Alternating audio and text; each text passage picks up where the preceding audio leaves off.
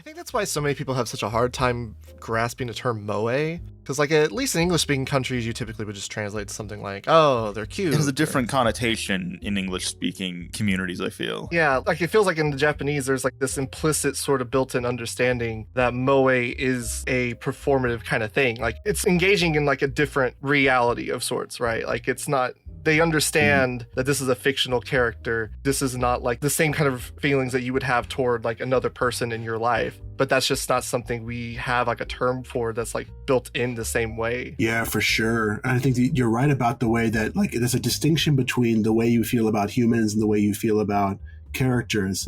It can be a totally fulfilling, meaningful relationship with the character, but no one's confusing it for a human being. So you kind of have this discourse about characters being both fictional and real. Yeah. They function as a real person. They're a real part of our lives. They move us in real ways. I think people make it, they're aware there's a kind of performative aspect to the relationship that sort of makes it kind of a meta or like an as-if relationship, to borrow from Michael Soller. Yeah, it's kind of like wrestling, I guess, with like the whole heels and babyface thing, where it's like you understand these are like people putting on a performance. Half the fun in it is kind of like kayfabe element, yeah. Yeah, it's kind of like, oh, I'm just gonna go along with what they're doing, and you know, there's like an art form in how they're performing that. Like it's the fact that it's not literally happening shouldn't diminish the sort of experience and like feelings that you're kind of having in that moment while you're consuming the story, kind of thing. Japan has kind of been approaching these ideas, or I say Japan, I should say more so like otaku spaces that we don't, like we kind of spoke about, that we don't have an analog for, right? Like we don't have a one-to-one word for moe, and just there's a lot of kind of concepts in general. Like we don't really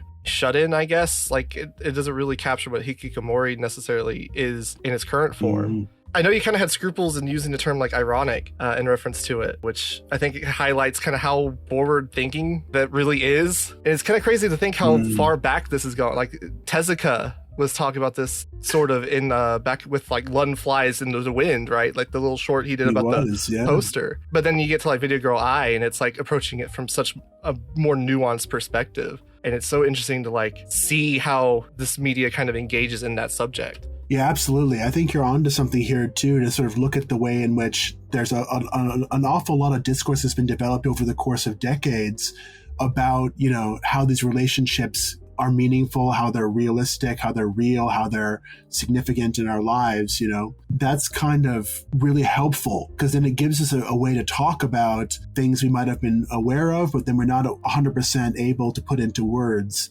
So Japan kind of, I think, allows us, it gives us space to talk about some of that stuff. And often it takes it further. Like I remember I mentioned Ian Condry, the anthropologist. He was writing something about Hatsune Miku. And he said, like, when he would talk to people about the live concerts, they would be like, well, isn't that weird that the Japanese people are responding to this fictional character that's been put into the stage as a holograph? They know she can't hear them. They know that she can't interact with them. What's going on? Like, isn't this kind of just weird? And when he was kind of talking about it that way, when he was confronted with that particular understanding, he was like, well, no, she's an idol. She's functioning as an idol. She's interacting with them in prescripted, understood ways that gives people the space to then interact with her in understood and ritualized ways. And it becomes a real kind of moment of being moved and moving the character. So I think that it's interesting that the more we think about animation, the more we think about the culture of animation in Japan, the more we sort of begin to see the possibilities for something like Video Girl Eye, which already is like an older, classic animation, that gives us a chance to sort of see how we see characters and stories that are really taking us right to the edge of our comfort zone when it comes to living with non-human others, which is really super interesting when you think about it. Like, there's some hints of it in Western culture. Like, for example, when in the movie Her, when Theodore plays the ukulele for Samantha, that's actually a genuinely heartwarming moment when they're together in the cabin and he plays for her. Like, that's a really beautiful moment. But I think more often than that, we end up with Lars and the Real Girl is another good example. Lars and the Real Girl is fantastic.